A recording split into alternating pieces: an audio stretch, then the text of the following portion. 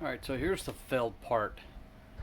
This is an engine coupler, and it connects to the flywheel in the back of the engine, and the Saildrive spline goes through here.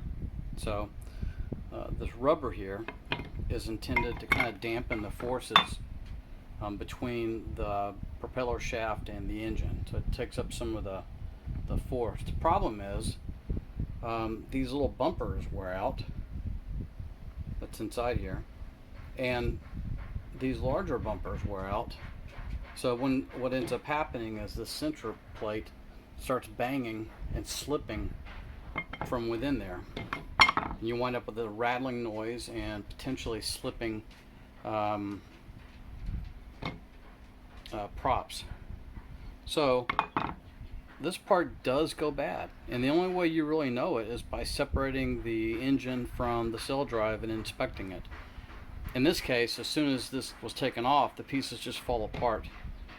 So you can see where there's been some rubbing here. Rubber is worn off inside there.